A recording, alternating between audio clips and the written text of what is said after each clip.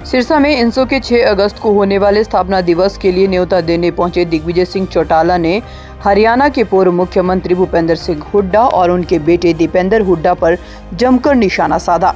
दिग्विजय सिंह चौटाला ने कहा कि भूपेंद्र सिंह हुड्डा पहले अपने घर का मसला सुलझा ले। वह अपने बेटे दीपेंद्र हुड्डा को हरियाणा की राजनीति में सेट करवाने में जुटे हुए हैं। दिग्विजय सिंह चौटाला ने कहा कि हुड्डा को कुछ भी नजर नहीं आता, ना तो उन्हें किसान नजर आता है और ना ही हरियाणा की जनता नजर आती है और ना ही गरीब लोग नजर आते हैं।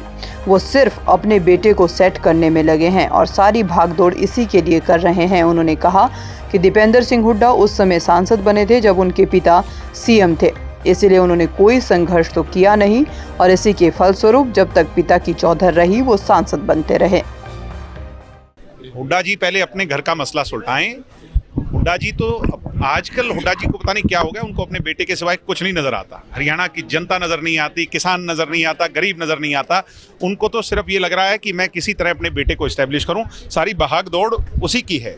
और बेटा जी क्योंकि इजी रास्ते से पार्लियामेंट में आए थे, क्योंकि उनके पिता जब सीएम बन गए थे तो कोई संघर्ष तो किया नहीं, और संघर्ष उसी का नतीजा है कि जब तक पिता की चौधर रही तब तक एमपी बनते रहे, और इस बार चौधर गई तो क्या हाल हुआ।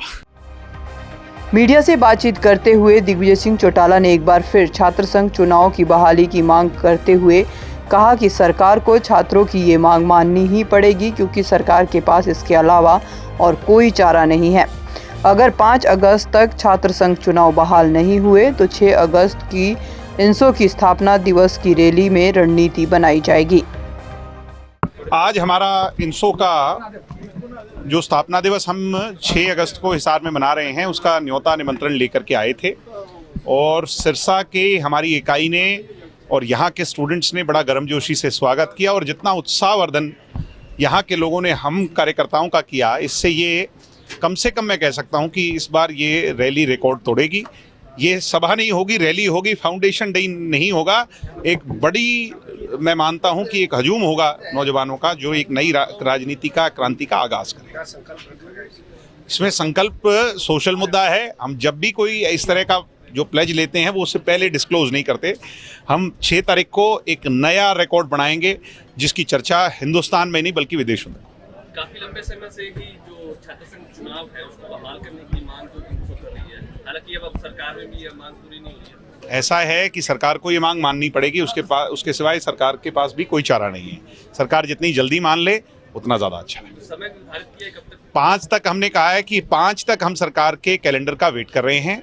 सरकार से प्रार्थना करते हैं, अपील करते हैं। मैं भी, प्रदीप जी भी, सब लोग कह रहे हैं सरकार को, मेमोरेंडम भी बार बार दे रहे हैं, ज्ञापन दे रहे हैं, कह रहे हैं सरकार इस पे जल्दी फैसला ले ले। उतना सरकार के लिए भी अच्छा है, स्टूडेंट्स के लिए भी अच्छा है।